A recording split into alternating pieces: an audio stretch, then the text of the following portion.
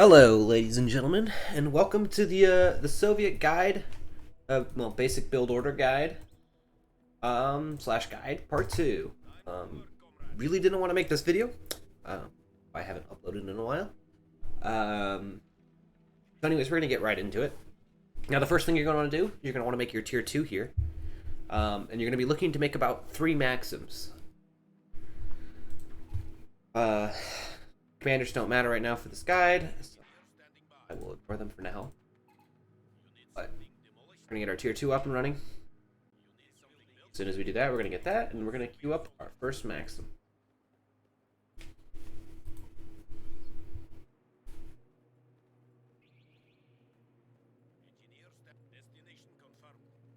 So they're gonna want to put the maxim going towards the mid tier. We're playing on Hill 400. This map is very easy to get the cutoffs for, to deny fuel. That means this territory point and this VP are more valuable than the fuel, because if you look at the attack map, both of them cut off your fuel. So it's very important to hold the territory point and the VP more than it is to hold the fuel.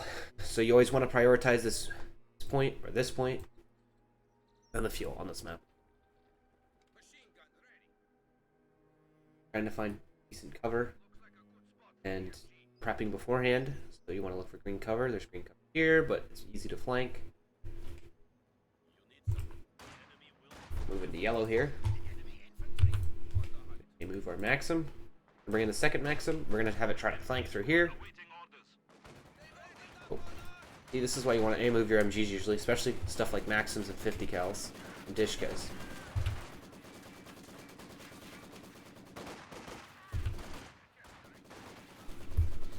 Get our third maximum. The flip is green. Really getting that gameplay experience of playing multiplayer and bots.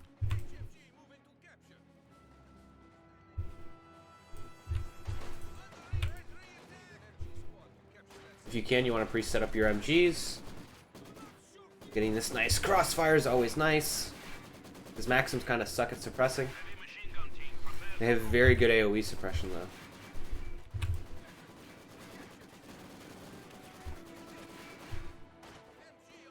Okay, we gotta get that moving.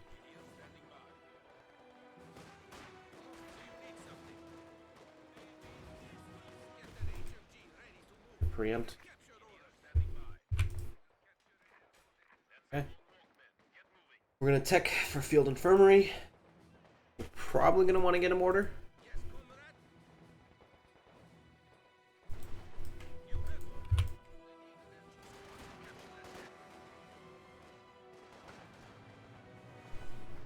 Oh, the AI's got bot, that's good.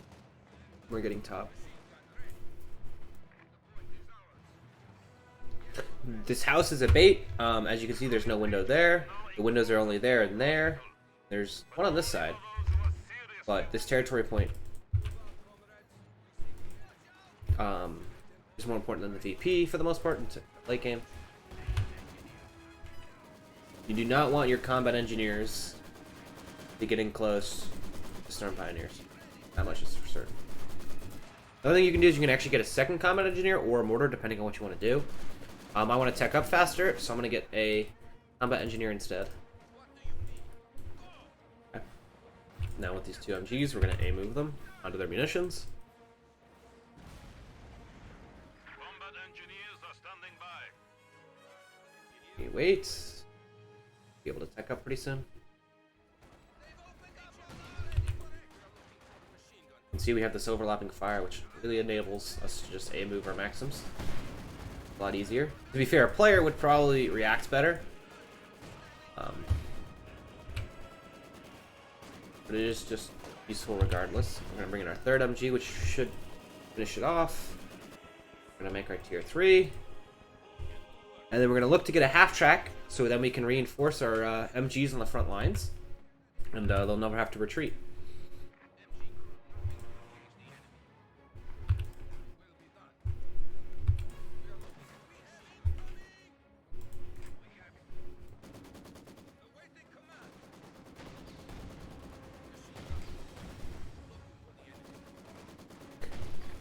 Now, as this build progresses and you get into the later stages of the games, the Maxims aren't as effective. So what I would recommend doing is either pick a commander with some type of guards, such as Soviet Combined Arms. The only commander I have available for that right now, so that's what I'll go with. That way you have a late game elite infantry you can use to replace your Maxims if they start getting wiped.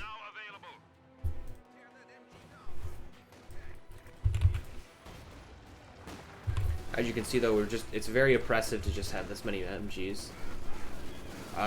Next we're going to want to look to get a Zis gun or two. Nice.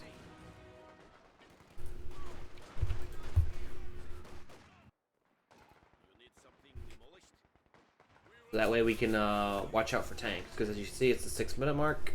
We should be seeing tanks, or at least light vehicles, pretty soon. The Maxims will do alright since they're MGs.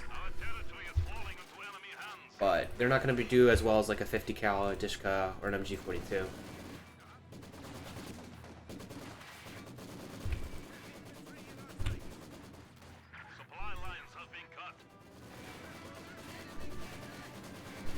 Nice. So you don't want to upgrade this half-track. Late game you can upgrade it, or you can get a second half-track to work as AA for your team, which is very useful. Bring our A move back over here. Okay, we're now close, so we can start reinforcing our MGs.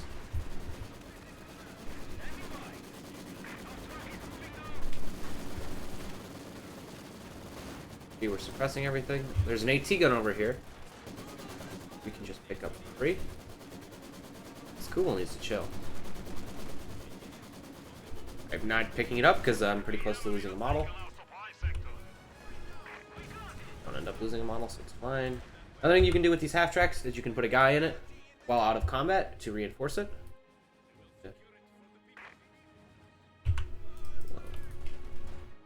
Shouldn't have retreated that AT gun. Okay, we're gonna get our AT gun.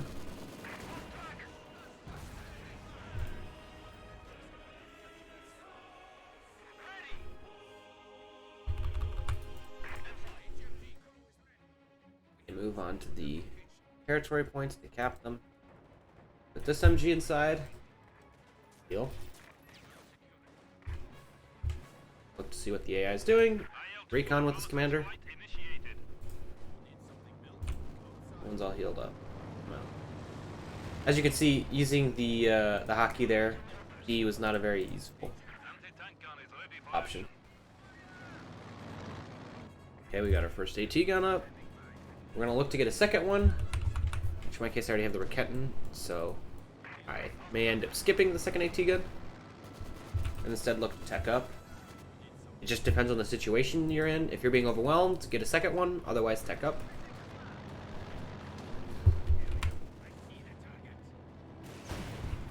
Okay, so we're going to retreat one of our engineers so they can tech up.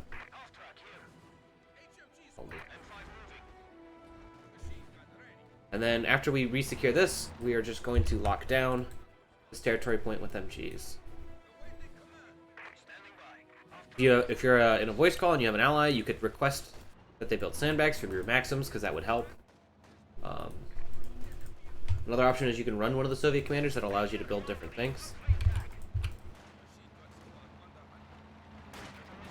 But the important thing is just to blob up your support weapons as much as you can until the enemy gets heavy artillery. Because if they get mortars and stuff and you're like on a consistent front line, the half track can just reinforce. And then you would want to get your own mortar to counter battery. As you can see, playing against the AI, that's just not going to be realistic. Because the AI will constantly proc and prod and does not like fighting consistent fronts, unlike human players.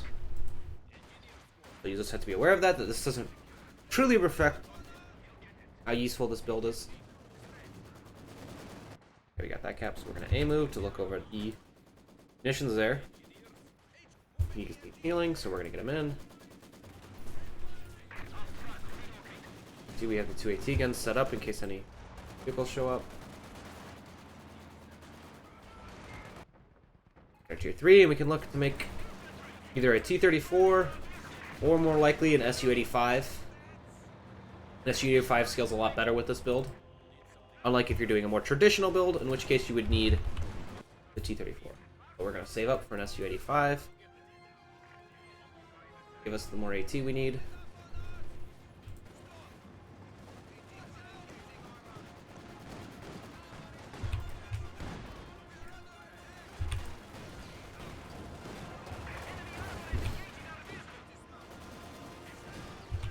Supply sector under attack.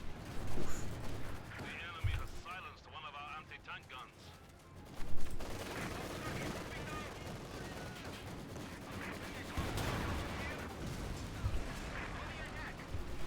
Another great thing is even if you do lose a team weapon, if you have 2 combat engineers like I do, you can easily recrew.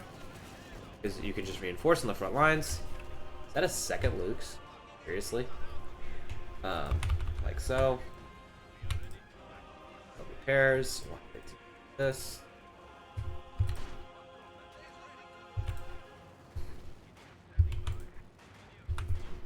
And then after the Su-85, we are going to get a Katusha, which is just different blobs. Again, it depends on what you're having. If you have 2 AT guns and it's good enough against the enemy tanks, you can just instantly get the 85 and skip the Su-85 and get it second. Again, build orders, especially as you get into the later game, sort of just depend on what the situation you're in is. Unlike early game, where it's a lot easier. Or there's not a lot as much changing you can do. Like, I really don't need this Su-85, but I'm going to get it anyways. Because it's better safe than sorry. Like, if the enemy's spamming artillery, you're probably going to want to hit the caddy over the Su-85. No doubt. Okay, the MG's all healed up, so we're going to get it out. The half-track, like so. And, yeah, this is the build. Alright. Thank you for watching. And I hope you learned something.